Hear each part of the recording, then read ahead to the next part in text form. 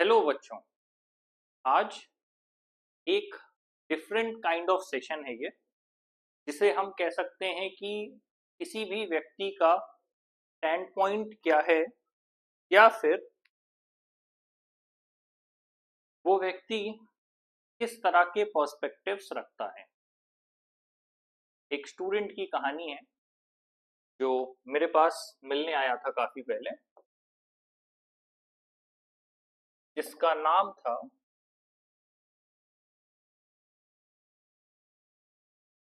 प्रसून।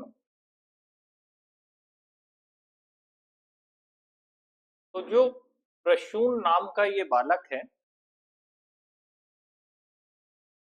इसको ऐसा लगता था कि ये हर चीज जानता है और इसने काफी हद तक मुझसे बहस की या काफी हद तक पर्सपेक्टिव्स को लेकर के अपनी बातें रखी। और इसके साथ एक समस्या थी। इसका ये मानना था कि मानना है था क्या इसका ये मानना है कि जो भी ये सोचता है वो आखिरी है, जो भी ये समझता है वो सही है, जिस भी तरह से ये देखता है वो उसी तरह से लोगों को भी दुनिया देखनी चाहिए। और जैसे इसकी समझ है या जो भी डायरेक्शंस ये लोगों को प्रोवाइड करता है, लोगों को भी उसे मानकर चलना चाहिए। पहला एक सवाल ये आता है, ये सोच कहां से आती है कि जो हम चाहते हैं वही दूसरा व्यक्ति करे, या फिर हम जो बात मनवाना चाहते हैं वही सामने वाला व्यक्ति बात माने। तो पहला सवाल उठता है कि खुद में सवाल करने की क्षमता, कि क्या जो बात आप बोल रहे हैं वो बात सब पर लागू होती है। पहला सवाल, जो बात आप सोच रहे हैं क्या वो पूर्णता सच है। जिस तरह से आप सोच रहे हैं क्या वही सबके सोचने का तरीका है। इसीलिए कहा जाता है कि जो भी मैं जानता हूं वो मात्र 1% है, उसके अलावा जो मैं नहीं जानता वो 99% है। और मैं कितनी भी कोशिश कर लूं, मुझे ये लगे कि मैं सब कुछ जान गया हूं, पर यह संभव नहीं है कि मैं सब कुछ जान लूं। तो मैं कितना भी जान जाऊं, मैं 1% से ज्यादा नहीं जान सकता। जब आपको ये पता होता है तो आप में उस बात को लेकर के सहिष्णुता होती है। आपको एक हद तक क्यूरियोसिटी होती है। जो आप नहीं जानते, जो आप नहीं जानते वो आपको पूछना आना चाहिए। अगर आपके टीचर हैं तो उनसे पूछने में किसी भी तरह की शर्म नहीं होनी चाहिए, क्योंकि अगर आप किसी चीज को लेकर के डाउटफुल हैं तो वो सवाल आप पूछिए, रादर देन आप उसको वैसे फ्रेम कर लें जैसा कि आप उसको देख पा रहे हैं। इसीलिए कहते हैं आंख धोखा है क्या भरोसा है, क्योंकि जिस चीज को आप जैसे मान करके चल रहे हैं वो चीज एकदम वैसे ही हो जरूरी नहीं है। आपका वो एजम्पशन है। और आप अगर अपनी ही बनाई चीजों को एज इट इज मानते रहेंगे तो आप हमेशा गलत डायरेक्शन में रहेंगे और आप कभी भी दूसरों से ग्रैस्प नहीं कर पाएंगे, नई चीजों को नहीं सीख पाएंगे, अपने पर्सपेक्टिव्स को नहीं बदल पाएंगे। आप हमेशा उसी ठोस एक आखिरी उदाहरण पर बैठे रहेंगे, ये मैंने एज्यूम किया है, ये मैंने सोचा है और यही सही है, और आप हमेशा वहीं पर बैठे रहेंगे। अगर सोसाइटी डाइवर्स है, अगर मैं कुछ नहीं, आप सिंपल एंटरटेनमेंट की बात करिए, आप एक सॉन्ग देखिए, नंबर ऑफ सॉन्ग्स हैं, डिवोशनल हो सकते हैं, रोमांटिक हो सकते हैं, सैड सॉन्ग्स हो सकते हैं, कव्वाली हो सकती है, सूफी हो सकता है, और भी डिफरेंट काइंड ऑफ म्यूजिक है। मैं सिर्फ म्यूजिक की बात कर रहा हूं। तो आप ये सोच के कभी देखिए कि क्या जो भी वो म्यूजिक हैं उनका जिसने भी लिरिक्स कंपोज किया है, जिसने भी उनको लिखा होगा, जो भी राइटर रहे हो या जो भी हो, जिन्होंने भी वो लिखा होगा, क्या आप उसको एज इट इज सेम वैसा आप लिखने की सोच सकते हैं।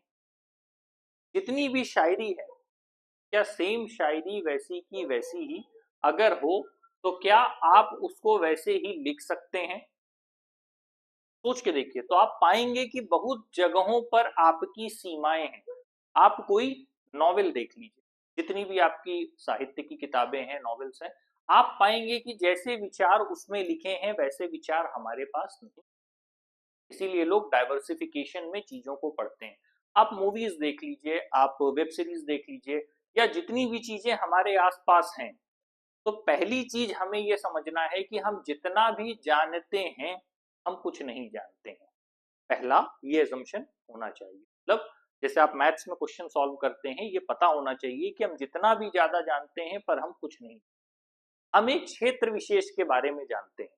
अगर जन्म से मृत्यु तक की बात की जाए तो हम जिस फील्ड के हैं, जिस जगह के हैं, हम एक सीमित दायरे में चीजों को जानते हैं, और हम वैसे ही हर चीज को देखने की आदत बना लेते हैं। और हमें ये लगने लगता है कि जो भी चीज जैसे भी हम सोच रहे हैं वो सब सही है। नहीं, वो तो हमने अपने जीवन के लिए बना रखी है in the sense of survival of our life. तो हमारे सर्वाइवल के लिए या तो प्रोफेशन आप बाई कंपैशन चुनते हैं, या फिर आप बाई प्रेशर चुनते हैं, बाई नीड चुनते हैं, बाई योर ओन पर्पजेस चुनते हैं, आप जिस भी तरह से चुनते हैं। तो हम जिस भी फील्ड के बारे में जानते हैं, पूरा नहीं जानते, कि हमें पता होना चाहिए। बहुत सी चीजें ऐसी हैं, या तो हम उस चीज के लिए ट्रेंड नहीं है, या वो चीजें हमें पता नहीं। लेकिन ये जो शब्द है कि हमें पता नहीं है, ये मानने में हमें बहुत तकलीफ। जहां अहंकार का स्तर ऊंचा होगा, वहां हम ये मानने को राजी हैं, और हम हर चीज को वैसे ही देखते हैं जैसे हम खुद देखते हैं। फिर हम ये इम्पोज कर देते हैं कि सामने वाला उस चीज को वैसे ही देख रहा है।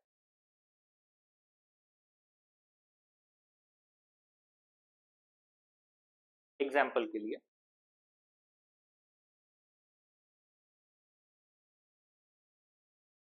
अगर हर व्यक्ति, जो भी आपकी जो भी उम्र है, जैसी भी अवस्था है, आपने जब भी पढ़ाई की होगी, तो ये कुछ ऐसे रहा होगा।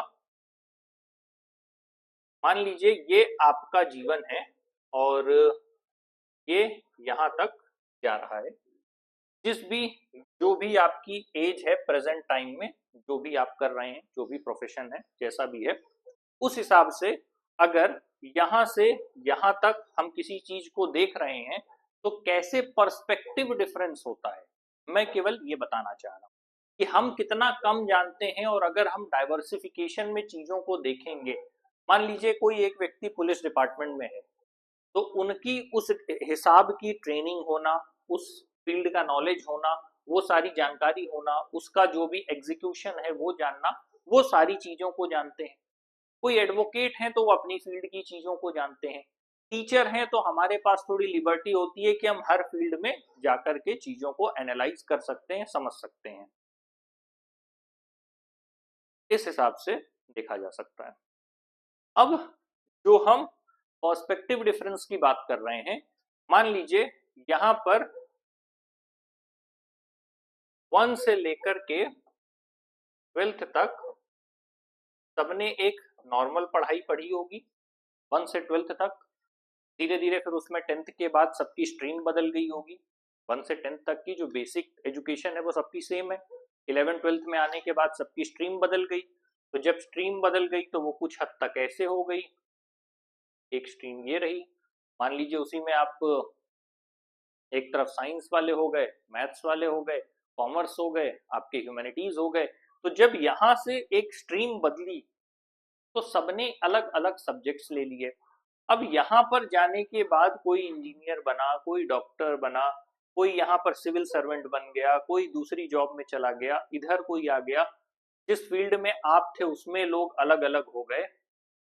तो ये क्या हुआ, डाइवर्सिफिकेशन ऑफ थॉट प्रोसेस हो गया।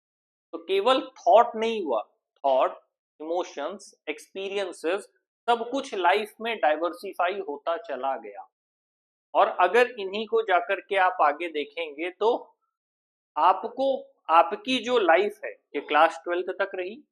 अब मान लीजिए आगे कोई व्यक्ति आईआईटी चला गया, आगे आईआईएम चला गया, सिविल सर्वेंट हो गया, उसके बाद जाके वो कोई किसी तरह के भी प्रोफेशन को होल्ड करने लगा। अब सिंपल लैंग्वेज में उसने इस फील्ड को फॉलो किया और इस फील्ड को फॉलो करते हुए अब यहां पर पहुंच के किसी व्यक्ति को लगे कि जो भी मैं सोच रहा हूं वो 100% सही है, तो वो केवल अपना एक स्टैंड पॉइंट बता रहे हैं, उससे ज्यादा कुछ भी नहीं। स्टैंड पॉइंट का मतलब क्या है? जिस डायरेक्शन में आप सोच रहे हैं, क्योंकि कंस्ट्रक्शन ऑफ थॉट्स इसके आसपास ही होगा, इससे बाहर नहीं जाएगा। तो जितना भी थॉट प्रोसेस है वो अपने ही नॉलेज से गेन किया हुआ है।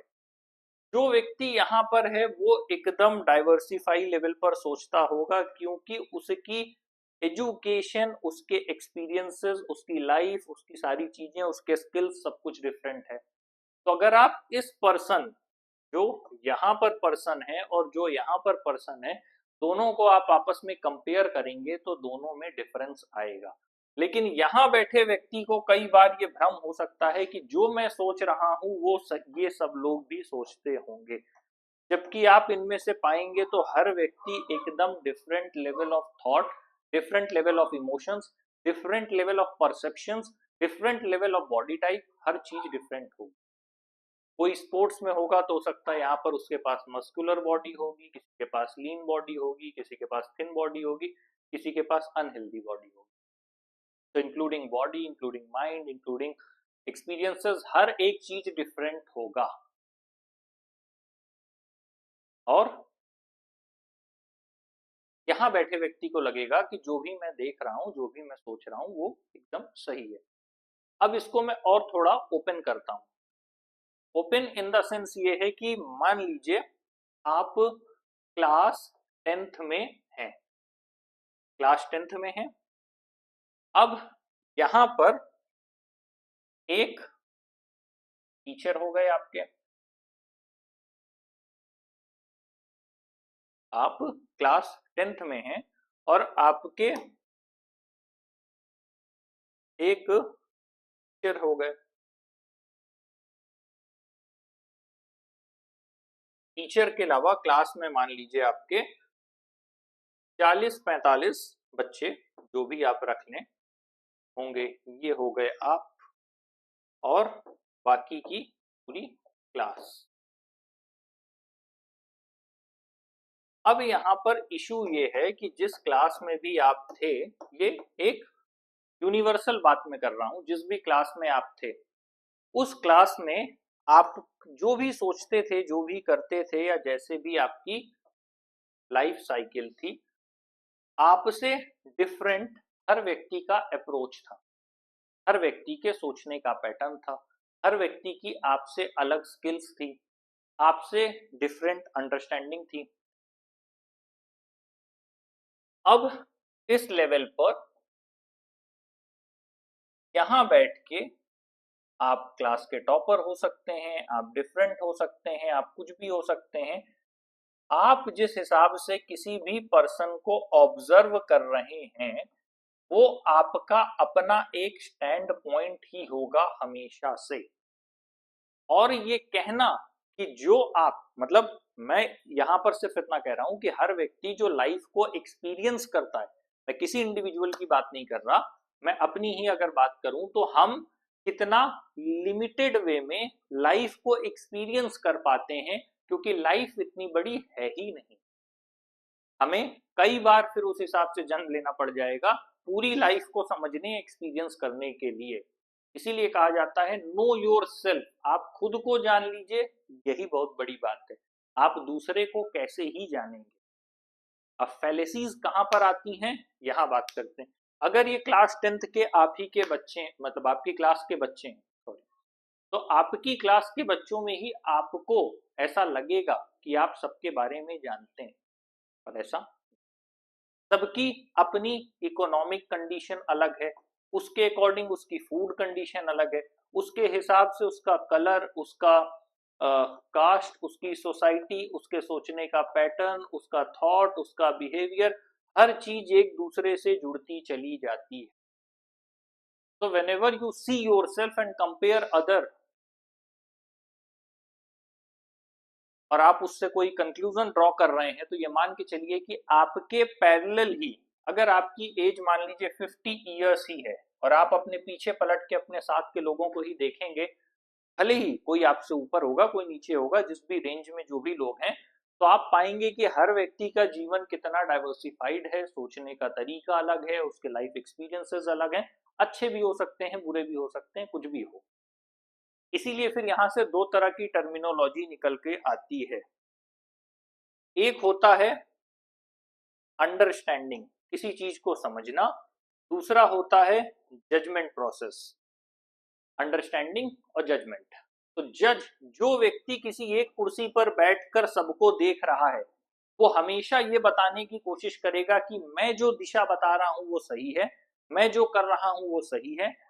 सवाल ये नहीं है कि क्या सही और क्या गलत है, जो व्यक्ति यहाँ पर बैठ के कोई डिसीजन ले रहा है वही डिसीजन यहाँ बैठे व्यक्ति के लिए गलत भी हो सकता है, क्योंकि हर चीज यहाँ पर पूरी तरह डिफरेंट है। अब यहीं से दो चीजें निकल के आती है, अंडरस्टैंडिंग और जजमेंट के साथ ही निकल के आता है सिंपैथी, और यहां से निकल के आता है एम्पैथी। सिंपैथी और एम्पैथी यहीं से, जब आप में एम्पैथी होगी, सॉरी उल्टा लिख दिया, जब आप में सिंपैथी होगी तो आप में जजमेंट प्रोसेस ज्यादा होगा, और जब आप में एम्पैथी होगी तो आप में अंडरस्टैंडिंग प्रोसेस ज्यादा होगा। एम्पैथी वहीं तक होनी चाहिए जब आप किसी की परिस्थिति समझ पाएं, उसमें कुछ बदलाव कर पाएं। कहीं ऐसा ना हो कि आप इस हद तक समझने लगें दूसरे को कि आप खुद को ही नुकसान पहुंचाना शुरू कर दें, तो यहां पर फिर सारी चीजें प्रॉब्लम्स क्रिएट करेंगी। अब दूसरा ऑप्शन क्या है, जजमेंट को लेकर के है, क्योंकि आप में सिंपैथी है तो आप इजीली जज कर रहे हैं। अगर आप में अंडरस्टैंडिंग होगी, एक सिंपल बात है, आपकी क्लास में कोई, हम अक्सर लोगों को कलर पे जज करते हैं, कोई काला होगा कोई गोरा होगा, हम वेट पर जज करते हैं, कोई मोटा होगा कोई पतला होगा, हाइट पर जज करते हैं, कोई छोटा होगा कोई हाइट में थोड़ा कम होगा, तो छोटा होगा या बड़ा होगा, जैसे भी आप देख सकते हैं। तो हाइट कलर वेट हर चीज में डिफरेंस होता है, लेकिन अगर आपको पता है उसके पीछे के बायोलॉजिकल फैक्टर्स हैं, सोशल फैक्टर्स हैं, इकोनॉमिक फैक्टर्स हैं, उसके अपनी फैमिली के फैक्टर्स हैं, कई चीजों से सारी चीजें मिलकर आपस में बनती है, तो फिर आपके अंदर एक एम्पैथी होगी। हम क्लास में भी डिवाइड होते थे, अगर याद होगा, जब भी क्लास में, क्लास इसलिए कह रहा हूं क्योंकि इससे आपको पता चलेगा कि हर व्यक्ति के कितने नजरियों में निर्भर कितनी भिन्नता आती है। और मैं क्लास इसलिए कह रहा हूं क्योंकि यहीं से फिर लोगों की अलग अलग स्ट्रीम बदलती चली जाती है। तो बेसिकली जब भी हम ये कहते हैं कि हमें दूसरे के बारे में पता है या हम दूसरे को जज करने की कोशिश करते हैं, इन रियलिटी हमें कुछ भी पता होता। अंडरस्टैंडिंग भी उस लेवल तक होनी चाहिए जहां पर किसी तरह का खुद को सेल्फ हार्म वाली कंडीशंस ना क्रिएट हो, कहीं ऐसा ना हो कि आप खुद ही को हार्म करने लगे, दूसरे को ज्यादा समझते समझते एक लेवल के बाद कट ऑफ करना जरूरी होता है। एनीवेज, कहने का मतलब ये है कि जब आप इस सिचुएशन में, हर व्यक्ति के जो इमोशंस हैं, थॉट्स हैं, एक्सपीरियंसेस हैं, माइंड है, बॉडी है, जितनी भी चीजें हैं सब अलग हैं, तो जो आगे स्ट्रक्चरल फॉर्मेट होगा वो अलग होगा। तो फिर सवाल ये आता है कि जीवन में हम निर्णय कैसे लें, डिसीजन मेकिंग क्या होगा। डिसीजन मेकिंग वो होगा जिसमें सेल्फ के इंटरेस्ट में सबसे बेस्ट पॉसिबल वे में आप अपने आप को सर्वाइवल के लिए फिट मानते हैं, और जब वो इंडिविजुअल कैटेगरी फुलफिल हो जाती है देन आप उसको फैमिली के एस्पेक्ट में, सोसाइटी के एस्पेक्ट में, अदर लोगों के एस्पेक्ट में, कम्युनिटी के एस्पेक्ट में फिर उसको एक्सपैंड करते चले जाते हैं। तो डिसीजन मेकिंग का सारा प्रोसेस ये होता है कि जो आपका नियरेस्ट और सबसे पहले का डिसीजन है उसे आप प्रायोरिटी बेस में सही करते हैं। इस तरह से सिचुएशन काम करती है। तो कई बार जैसे ये उन जिद्दी बच्चों के लिए जिन्हें लगता है कि वो सबके पर्सपेक्टिव जानते हैं, कितनी बड़ी दुनिया है जो हम नहीं जानते, और हमें ऐसा लगता है कि हमने जो बोल दिया वो एक यूनिवर्सल स्टेटमेंट होगा और उस यूनिवर्सल स्टेटमेंट के अकॉर्डिंग लोग काम करेंगे। तो ये चीजें देखने को मिलती हैं, इस हिसाब से चीजें काम करती हैं। इसीलिए जो लोग समझदार हैं वो कहते हैं कि हम कुछ जानते हैं, 1% जानते हैं, 99% है जो नहीं जानते। लेकिन जो व्यक्ति अहंकार में है या जो व्यक्ति इतने अंधेपन में है कि वो हर चीज को वैसे ही देखना चाहता है जैसे कि वो है। अब अगर मैंने कुछ चीजों के नाम लिए, उनको भी और एलोबरेट करते चले जाएंगे तो आपको परसेप्शन डिफरेंस दिखना शुरू हो जाएगा। और प्रॉब्लम वहां पर होती है जहां लोगों को लगता है कि मेरे थॉट या मेरे परसेप्शन सही है। ये जो पोजीशन है इसे हम स्टैंड पॉइंट कहते हैं, कि आप एक स्टैंड पॉइंट से खड़े होकर के किसी भी चीज को एनालाइज करने की कोशिश कर रहे हैं और आप ये चाहते हैं कि मेजॉरिटी या मासेस उन बातों को सुने, उन बातों को फॉलो करें। अगेन एक सिंपल सी बात है कि अगर इस व्यक्ति को लगता है कोई स्पेसिफिक चीज खाना या पीना या रहना इस हिसाब से सही है, लेकिन इन सब की सिचुएशन डिफरेंट है, तो जिसको भी ये कमांड दिया जाएगा या जिसको भी इस तरह की बात कही जाएगी, हो सकता है वो उसके लिए प्रॉब्लमेटिक हो। अगेन वही बात मैंने कहा कि जो डिसीजन इसके लिए सही होगा जरूरी नहीं है कि वो अगले के लिए भी सही होगा। और ये पर्सपेक्टिव के डिफरेंस आते हैं। इसी की वजह से सोसाइटी में जब पर्सपेक्टिव सेम नहीं होते, थॉट प्रोसेस सेम नहीं होता, विजन सेम नहीं होता, तो आपस में कॉन्फ्लिक्ट्स बढ़ जाते हैं। जब चीजें आपस में सेम होती हैं तो फिर दिक्कत नहीं होती है। तो at the end of the this session बस इतना कहूंगा कि अगर जब तक आपको पता है कि मैं एक लिमिटेड वे में ही नॉलेज को परसीव कर पाया हूं, कर पाई हूं, या एक सीमित दायरे में ही चीजों को समझ पाए हूं, तो आपके पास ऑप्शन है और चीजों को जानने का विद क्यूरियोसिटी। पर अगर आप नहीं जान पाए हैं तो फिर आप उस एक सीमित दायरे में ही लगातार गोल गोल घूमते रहेंगे और अपने ही बनाए, क्योंकि जब आप यहां से बैठ के सबके स्टैंड पॉइंट्स कवर कर रहे हैं विदाउट लिसनिंग टू देम, तो फिर प्रॉब्लम अल्टीमेटली ये होगी कि आप अपने स्टैंड पॉइंट को लास्टली सही मानेंगे, आप उसे प्रूव करना चाहेंगे, तब आपके पास कोई भी एजम्पशन होगा, उस एजम्पशन पर बेस्ड कंक्लूजन होगा, उस कंक्लूजन को साथ ही साथ आप कंफर्म भी कर देंगे। एजम्पशन खुद लिया, कंक्लूजन खुद लिया, कंफर्मेशन खुद लिया, so this is totally depend upon your own brain, not coming from these sides.